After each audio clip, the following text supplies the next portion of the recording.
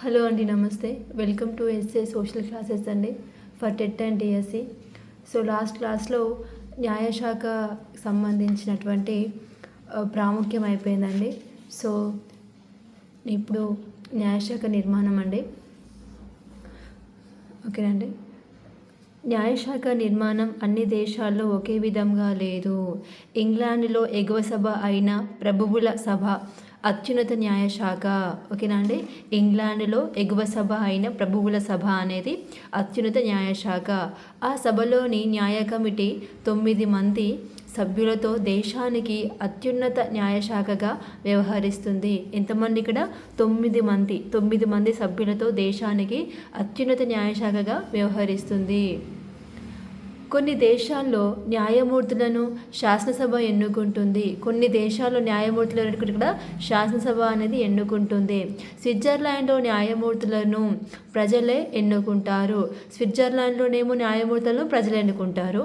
తర్వాత కొన్ని దేశాల్లోనేమో శాసనసభ ఎన్నుకుంటుంది న్యాయమూర్తులను. కొన్ని స్విస్ రాష్ట్రాల్లో ఈ పద్ధతి అమలులో ఉంది. ఒకప్పుడు ఫ్రాన్స్లో ఈ పద్ధతే అమల్లో ఉండేది. నెపోలియన్ దీన్ని రద్దు చేశాడు. ఓకేనా. నెపోలియన్ అనే అతను ఏం చేసిన దీన్ని రద్దు చేయడం జరిగింది.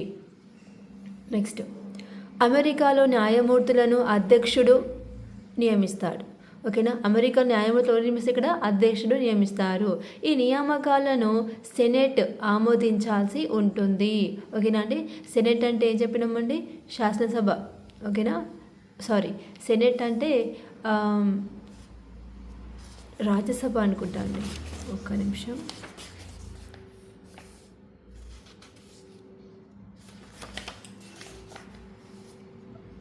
ఓకేనండి. సెనెట్ అంటే ఎగువ సభ, రాజ్యసభ. సెనెట్ అంటే ఓకేనా, ఎగువ సభ. సో ఇక్కడ ఏం చేయాలి? సెనెట్ అంటే ఏం చేస్తుర్రైనా ఆమోదించాలి. ఓకేనా. అమెరికా న్యాయమూర్తులను ఒక నిమిషం అండి. ఈ నియామకాలను సెనెట్ ఆమోదించాల్సి ఉంటుంది. న్యాయమూర్తులను నియమించే అధికారం ఉంది, కానీ వారిని తొలగించే అధికారం లేదు. ఓకేనండి. సెనెట్కి ఇక్కడ ఏంటి? న్యాయమూర్తులను, అమెరికా న్యాయమూర్తులను అధ్యక్షుడు నియమిస్తాడు, కానీ తొలగించే అధికారం మాత్రం లేదనమాట. మహాభియోగ తీర్మానం ద్వారా న్యాయమూర్తులను తొలగించే అధికారం పార్లమెంటుకు ఉంది. అమెరికా న్యాయమూర్తుల పదవి కాలంపై పరిమితి లేదు. వారు జీవితాంతం పదవిలో కొనసాగుతారు. ఓకేనా. ఓకే. అయితే కొత్త వాళ్ళు ఎప్పుడు వచ్చేది? భారతదేశంలో న్యాయమూర్తులను రాష్ట్రపతి నియమిస్తాడు. రాజ్యాంగం న్యాయమూర్తుల నియామకానికి అవసరమైన అర్హతలను నిర్దేశిస్తుంది. నియమితులైన న్యాయమూర్తులు తమ పదవి విరమణ కాలం పూర్తయ్యేంత వరకు పదవిలో కొనసాగుతారు. ఓకేనా. ఇక్కడ అమెరికాలోనేమో అధ్యక్షుడు నియమిస్తాడు న్యాయమూర్తులను, భారతదేశంలోనేమో రాష్ట్రపతి నియమిస్తాడు న్యాయమూర్తులను. ఓకేనా. నెక్స్ట్, వారిని మహాభియోగ తీర్మానం. ఓకేనా. అమెరికాలో కూడా మహాభియోగ తీర్మానం ద్వారానే తొలగింపు. ఓకేనా. ఇండియాలో కూడా మహాభియోగ తీర్మానం ద్వారానే పదవి నుండి తొలగించే అధికారం పార్లమెంటుకు మాత్రమే ఉంది. ఇంగ్లాండ్లో ప్రభువుల సభ సివిల్ క్రిమినల్ వివాదాల విచారణకు అత్యున్నత న్యాయస్థానం. అమెరికాలో సుప్రీంకోర్టు సర్వోన్నత న్యాయస్థానం. ఓకేనా. ఇక్కడ ఏంటి? ఇంగ్లాండ్లో ప్రభువుల సభ సివిల్ క్రిమినల్ వివాదాల విచారణకు అత్యున్నత న్యాయస్థానం. అమెరికాలో సుప్రీంకోర్టు సర్వోన్నత న్యాయస్థానం. న్యాయశాఖ విధులు. ఓకే. నెక్స్ట్, న్యాయశాఖ విధులు. ఓకే అండి. న్యాయబద్ధ పాలన ప్రజాస్వామ్యానికి పునాది. న్యాయబద్ధ పాలన అనేది ప్రజాస్వామ్యానికి. ధర్మబద్ధంగా న్యాయపాలనే న్యాయశాఖ విధి అయినప్పటికీ ఆ విధితో పాటు నేడది ఇతర విధుల్ని కూడా నిర్వహిస్తుంది. ఓకే. న్యాయశాఖ ఏంటి? ఇక్కడ న్యాయపాలన విధి. సో ఆ విధితో పాటు కూడా ఇతర విధులు కూడా నిర్వహిస్తుంది అనమాట. న్యాయశాఖ ప్రధాన విధులు అవి ఏంటంటే న్యాయపాలన. ఫస్ట్ వన్, ప్రజల మధ్య తలెత్తే వివాదాలను, ప్రభుత్వానికి ప్రజలకు మధ్య తలెత్తే వివాదాలను, ప్రభుత్వాల మధ్య తలెత్తే వివాదాలను పరిశీలించి పరిష్కరిస్తుంది. ఏంటి ఇక్కడ? ప్రజల మధ్య, ప్రభుత్వానికి ప్రజలకు మధ్య, ప్రభుత్వాల తలెత్తే వివాదాల విషయంలో పరిష్కరిస్తుంది. నేరాలను విచారించి నేరస్తులకు తగిన శిక్షలు విధిస్తుంది. పౌర హక్కులకు రక్షణ. రాజ్యాంగం ద్వారా పౌరులకు లభించిన పౌర హక్కులను న్యాయస్థానాలు కాపాడతాయి. తమ హక్కులను భంగం కలిగించినప్పుడు పౌరులు న్యాయస్థానాల జోక్యాన్ని అభ్యర్థించవచ్చు. పౌర హక్కుల అమలుకు న్యాయస్థానాలు ఆజ్ఞలను జారీ చేస్తాయి. హక్కులకు భంగం కలగబోతుందని భావించినప్పుడు ముందుగానే ఆ చర్యలు అమలు కాకుండా నిలుపుదల ఉత్తర్వును న్యాయస్థానాల నుండి పౌరులు పొందవచ్చు. ప్రజల హక్కుల్ని కాపాడడానికి ఉన్నత న్యాయస్థానాలు హెబియస్ కార్పస్, మాండమస్ ప్రొహిబిషన్ మొదలైన రిట్లను జారీ చేస్తుంది. ఓకేనా అండి. సో లాస్ట్ రాజ్యాంగ పరిహారపు హక్కు. ఓకేనా. నెక్స్ట్ ఓకే అండి. రాజ్యాంగ రక్షణ. ప్రజాస్వామ్య దేశాల్లో న్యాయశాఖ రాజ్యాంగానికి సంస్కరణకర్త. శాసనసభ కార్యనిర్వాహక వర్గం తమ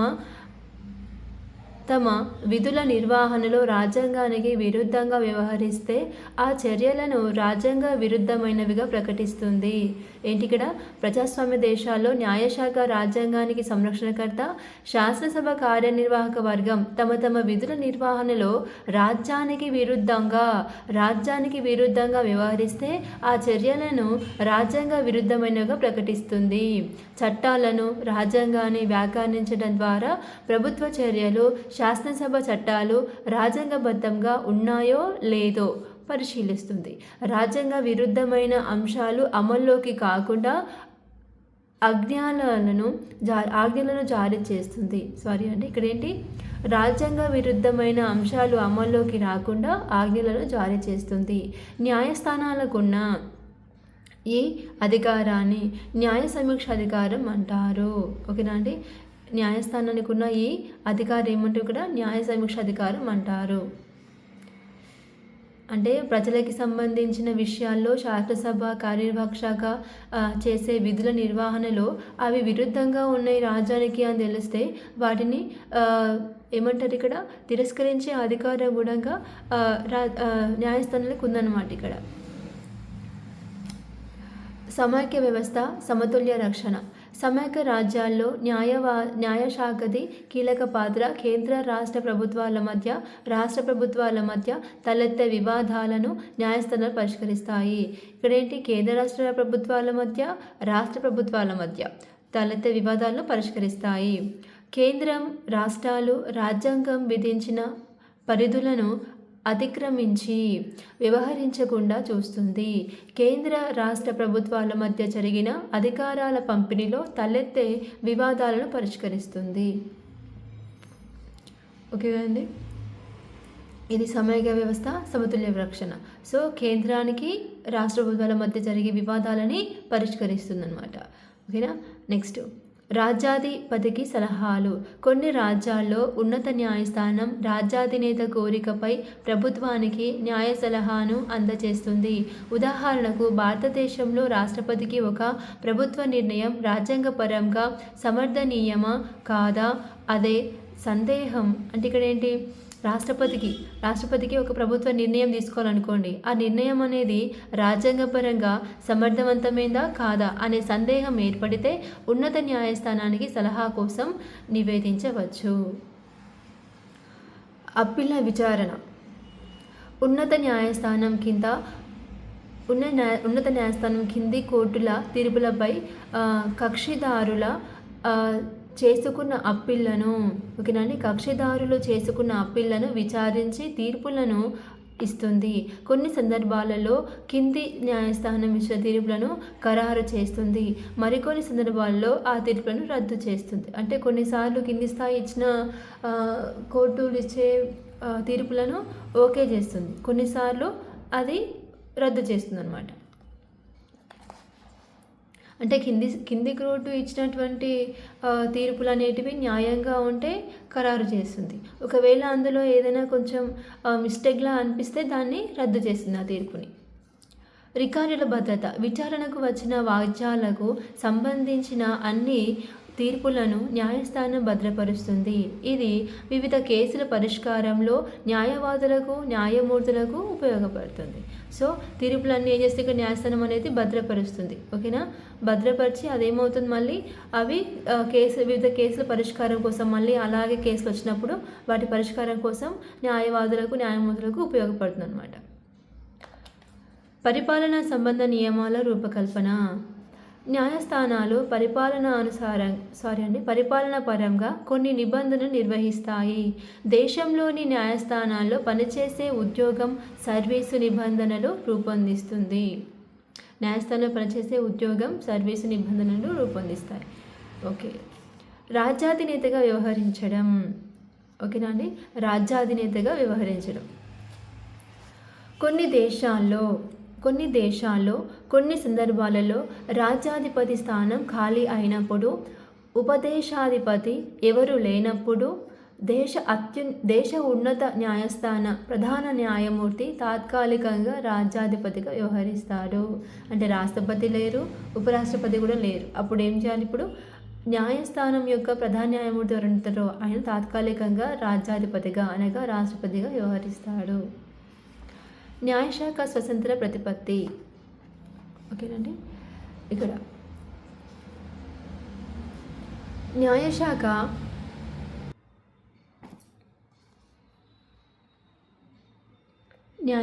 ప్రతిపత్తి.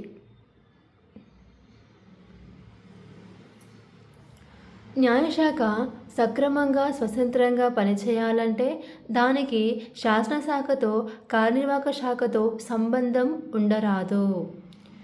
ఓకేనా అండి? అందుకని వేరు చేయబడడం జరిగిందనమాట. అక్కడ చూసినాం కదా ఇంతకుముందు ప్రీవియస్ క్లాస్లో ఆ విధంగా. అంటే ముందు ఆ రెండు శాఖల జోక్యం న్యాయశాఖ విధి నిర్వహణలో ఉండరాదు. న్యాయశాఖ స్వతంత్రతతో ఉండాలంటే న్యాయమూర్తుల నియామకం రాజకీయాలకు అతీతంగా జరగాలి.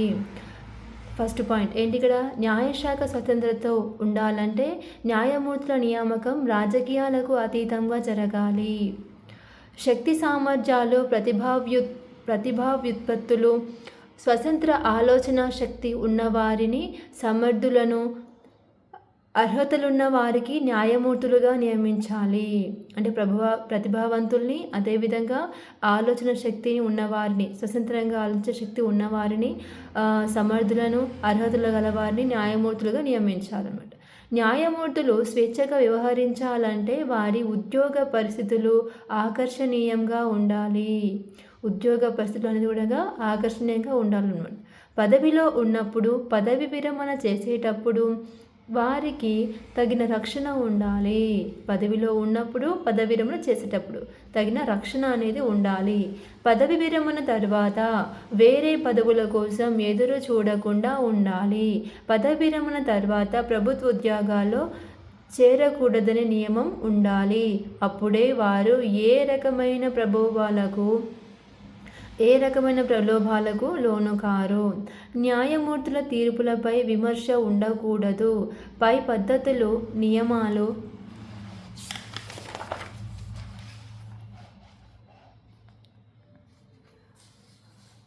పాటిస్తే న్యాయమూర్తులు ఎలాంటి ప్రలోభాలకు, ఒత్తిడిలకు, భయాలకు లోను కాకుండా స్వతంత్రంగా ఉండి న్యాయపాలన బాగా చేయగలరు. న్యాయశాఖ నిర్మాణం, అధికారాలు, విధులు. న్యాయ సమీక్ష అధికారం. శాసనసభ చేసిన చట్టాలను రాజ్యాంగబద్ధంగా ఉన్నాయా లేదా అని సమీక్ష చేసే అధికారమే న్యాయ సమీక్ష అధికారం. రాజ్యాంగ వ్యతిరేకమైన చర్యలను లేదా నిర్ణయాలను విచారించి అవి రాజ్యాంగ విరుద్ధమైనట్లయితే వాటిని రద్దు చేసే అధికారం పార్లమెంటు, అసెంబ్లీ మండలీలు, పరిషత్లు మొదలైన శాసనాలను సమీక్ష చేయడం. రాజ్యాంగ వ్యతిరేకమైన అన్ని చట్టాలను న్యాయస్థానాలు కొట్టివేయడం జరుగుతుంది. వ్యతిరేకంగా ఏది అంశం ఉన్నా సరే రాజ్యాంగానికి వాటన్నిటి కూడా న్యాయస్థానాలు కొట్టివేయడం జరుగుతుంది. దీని న్యాయ సమీక్షాధికారం అంటారు. చట్టాలకు మాత్రమే న్యాయ సమీక్షాధికారం పరిమితం కాదు. కార్యనిర్వాహక శాఖ చేసే కేంద్ర, రాష్ట్ర, తుది స్థానిక సంస్థలపై శాసనసభల్లో చేసిన చట్టాలు మొదలైన అన్నింటికి ఇది వర్తిస్తుంది. అంటే కేవలం ఇక్కడ అంటే శాసనసభకు మాత్రమే కాకుండా కార్యనిర్వాహక చేసే కేంద్ర రాష్ట్ర తుది స్థానిక సంస్థలు అంటే స్థానికంగా ఉన్న సంస్థలపైన కూడా వ్యతిరేకత ఉంటే న్యాయం అనేది చేస్తున్నమాట ఇక్కడ. ఓకేనా, అన్నిటికీ వర్తిస్తుంది దాని యొక్క చట్టం అనేది. ప్రతి రాజ్యానికి ఒక రాజ్యాంగం ఉంటుంది.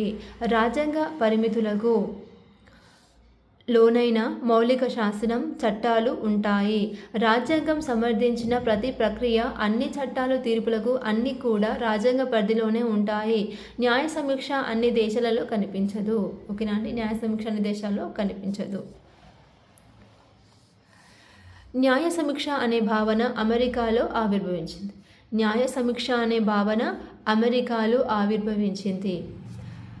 ఇది 1803లో justice martial Marbury versus Madison వివాదంలో అప్పటి అమెరికా సుప్రీంకోర్టు ప్రధాన న్యాయమూర్తి శాసనసభ చేసిన చట్టాలు రాజ్యాంగ మౌలిక స్వరూపానికి విరుద్ధంగా ఉన్నందువల్ల అవి చెల్లవనే చారిత్రాత్మక తీర్పునిచ్చింది.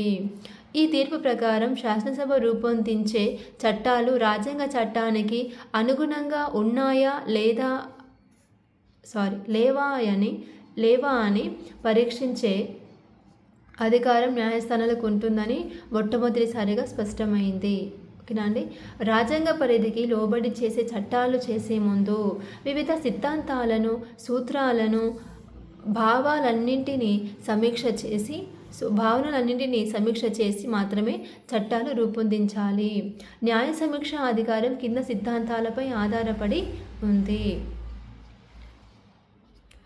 శాసన సామర్థ్య సిద్ధాంతం, అధికార పృథక్కరణ సిద్ధాంతం, రాజ్యాంగ చైతన్యత సిద్ధాంతం, క్రియాశీల సిద్ధాంతం, అనుభవాత్మక నిర్ణయ సిద్ధాంతం, రాజ్యాంగ పూర్వభావన సిద్ధాంతం. ఓకేనండి, ఈ ఆరు అనమాట అధికారం కింద వచ్చే అంశాలు అన్నమాట, సిద్ధాంతాలు. రాజ్యాంగ సవరణ చట్టాలు న్యాయ సమీక్ష పరిధిలోకి వస్తాయా? రాజ్యాంగ సవరణ చట్టాలు కూడా శాసనసభలు చేసే చట్టాలే కాబట్టి న్యాయ సమీక్ష పరిధిలోకి వస్తాయి. కానీ న్యాయ సమీక్ష పరిధిలోకి రాదు అని ఏ రాజ్యాంగ సవరణ చట్టం చెప్పి ఉంటే ఆ సవరణ చట్టం న్యాయ సమీక్ష పరిధిలోనికి రాదు. ఏంటి ఇక్కడ మళ్ళీ ఒకసారి అండి, రాజ్యాంగ సవరణ చట్టాలు న్యాయ సమీక్ష పరిధిలోనికి వస్తాయా? రాజ్యాంగ సవరణ చట్టాలు కూడా శాసనసభలు చేసే చట్టాలే కాబట్టి న్యాయ సమీక్ష పరిధిలోనికి వస్తాయి. ఓకే, రాజ్యాంగ సవరణలు కూడా ఇక్కడ ఓకేనా వస్తాయి, కానీ న్యాయ సమీక్ష పరిధిలోనికి రాదు అని ఏ రాజ్యాంగ సవరణ చట్టం చెప్పి ఉంటే ఆ సవరణ చట్టం న్యాయ సమీక్ష పరిధిలోనికి రాదు. అంటే ఒకవేళ రాజ్యాంగ సవరణ చెప్పినట్లయితే అంటే ఈ చట్టం అనేది న్యాయ సమీక్ష అధికారంలోకి రాదు అని చెప్పినట్లయితే ఏమవుతుంది, ఆ సవరణ చట్టం న్యాయ సమీక్ష పరిధిలోకి రాదనమాట. దాన్ని నిర్ణయించేది పార్లమెంట్ అయితే రాజ్యాంగం సవరణ చట్టాలపై న్యాయ సమీక్ష అధికారం లేకుండా చేసే శక్తి, అధికారం పార్లమెంటుకు ఉందా అనేది ఇటీవల తలెత్తిన ప్రశ్న. ఓకేనా అండి, నెక్స్ట్ న్యాయశాఖ క్రియాశీలత. ముఖ్యంగా ఇతర ప్రభుత్వ శాఖలు అన్యాయాలను సరిచేయడంలో వైఫల్యం చెందినప్పుడు న్యాయశాఖ క్రియాశీలత ప్రకారం న్యాయమూర్తులు అన్యాయాలను సరిచేయడానికి తమ అధికారాలను ఉపయోగిస్తారు. ఓకేనా, ఇక్కడ న్యాయమూర్తులు అన్యాయాలను సరిచేయడానికి తమ యొక్క అధికారాలను ఉపయోగిస్తారు. పౌర హక్కులు, వ్యక్తిగత హక్కుల రక్షణ, రాజకీయ అన్యాయం, ప్రజానైతికత వంటి అంశాలపై సామాజిక విధానాన్ని రూపొందించడంలో న్యాయస్థానాలు చురుకైన పాత్ర పోషిస్తాయి. ఓకేనండి, పౌర హక్కులు, వ్యక్తిగత హక్కుల రక్షణ, రాజకీయ అన్యాయం, ప్రజానైతికత వంటి అంశాలపైన సామాజిక విధానాన్ని రూపొందించడంలో న్యాయస్థానాలు కీలక పాత్ర పోషిస్తాయి. శాసన కార్యనిర్వాహక శాఖలు విధాన నిర్ణయీకరణ చేయడంలో న్యాయశాఖ క్రియాశీలత అనేది వాటికి పోటీగా ఒక రకమైన విధాన నిర్ణయీకరణలే. ఓకే అండి, నిర్ణయీకరణ ఈ అంశం న్యాయ సమీక్షకు సంబంధించింది. అంతిమంగా న్యాయశాఖ క్రియాశీలత స్ఫూర్తి సమకాలీన పరిస్థితులకు అనుగుణంగా న్యాయశాఖ నిర్ణయాలను వెలువరించబడంగా భావించాలి. ఇక్కడేంటి, సమకాలీన పరిస్థితులకు అనుగుణంగా న్యాయశాఖ నిర్ణయాలను వెలువరించబడంగా భావించాలి. ఓకేనా అండి, వెలువరించడంగా భావించాలి. న్యాయశాఖ ప్రతి నిర్ణయం వెనుక న్యాయశాఖ క్రియాశీలత స్వీయ నియంత్రణ అనే 2 అంశాలు. ఓకేనా అండి, ఇక్కడేంటి, న్యాయశాఖ ప్రతి నిర్ణయం వెనుక న్యాయశాఖ క్రియాశీలత స్వీయ నియంత్రణ అనే 2 అంశాలు. ఓకేనా, క్రియాశీలత స్వీయ నియంత్రణ అనే 2 అంశాలు న్యాయశాఖ తత్వాన్ని ప్రేరణను నిర్ణయిస్తాయి. న్యాయశాఖ క్రియాశీలత అనేది పూర్తిగా న్యాయశాఖ స్వీయ నియంత్రణకు వ్యతిరేకం. న్యాయశాఖ క్రియాశీలత చట్టం స్ఫూర్తిని మారుతున్న కాలాన్ని దృష్టిలో పెట్టుకుంటే, అదే న్యాయశాఖ స్వీయ నియంత్రణ అనేది చట్ట వివరణకు, శాసన ఆనవాయితీకి మాత్రమే ప్రాధాన్యతనిస్తుంది. న్యాయశాఖ క్రియాశీలత అనేది మారుతున్న సామాజిక పరిస్థితులను దృష్టిలో పెట్టుకునే గతిశీలక ప్రక్రియ.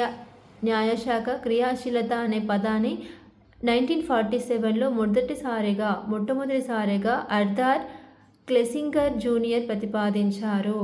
బ్లాక్స్ లా డిక్షనరీ ప్రకారం, ఓకేనా, ఇక్కడేంటి, బాక్స్ లా డిక్షనరీ ప్రకారం న్యాయశాఖ క్రియాశీలత అనేది న్యాయమూర్తులను సాంప్రదాయక ఆనవాయితీల నుంచి ప్రగతిశీల నూతన సామాజిక నిర్ణయాల వైపు ప్రేరేపిస్తుంది.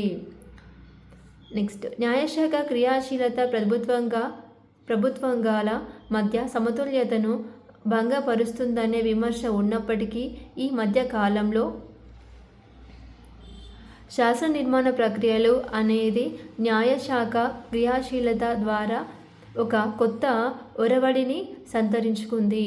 మారుతున్న సామాజిక సందర్భాలలో న్యాయశాఖ శాసనాన్ని వివరించడంలో ఒక ఆరోగ్యకరమైన ఒరవడిగా ప్రారంభించింది. ఓకేనండి, మారుతున్న సామాజిక విషయాల దృష్ట్యా కూడా న్యాయశాఖ అనేది శాసనాన్ని వివరించడంలో కీలక పాత్ర పోషణ చెప్పవచ్చండి ఇక్కడ కూడా. సో ముగింపండి, రాజ్యానికి ప్రభుత్వం ఏజెంట్గా వ్యవహరిస్తుంది. రాజ్య లక్షణాలను ప్రభుత్వం అమలుపరుస్తుంది. ప్రాచీన కాలంలో ప్రభుత్వం వివిధ రూపాల్లో ఉనికిలో ఉండేది. అవి రాచరిక, గణతంత్ర, ప్రజాస్వామ్యం వంటివి. కాలానుగుణంగా మారుతున్న సామాజిక అవసరాలకు అనుగుణంగా, మారుతున్న రాజ్య స్వభావానికి అనుగుణంగా రాజ్య నిర్మితిలో మార్పులు సంభవిస్తూ వస్తున్నాయి. ఆధునిక కాలంలో ప్రభుత్వం వివిధ అంగాలను కలిగి ఉండి వాటి మధ్య అధికారాల విభజన ఉండాలని మాంటెస్క్యూ తన అధికార పృథక్కరణ సిద్ధాంతం ద్వారా చెప్పడం జరిగింది. అధికార పృథక్కరణ సిద్ధాంతం తెలియజేసింది ఎవరండి? మాంటెస్క్యూనే కదండి. సో చెప్పడం జరిగింది. ఆ విధంగా ఆధునిక ప్రభుత్వం శాసన, కార్యనిర్వాహక, న్యాయ అంగాలను కలిగి ఉండి శాసన నిర్మాణం, శాసన అమలు, శాసన గుర్తింపు, శాసన విధులను నిర్వర్తిస్తుంది. ఓకేనా అండి? థ్యాంక్ యూ అండి. Thank you so much for watching. ఒకవేళ వీడియో నచ్చకపోతే స్కిప్ చేయొచ్చండి. ఎవరికి ఇందులో బలవంతం ఏం లేదు. ఇష్టం ఉంటే చూడండి, లేదంటే ఈజీగా తీసుకోండి. సో థ్యాంక్ యూ అండి. Thank you for watching.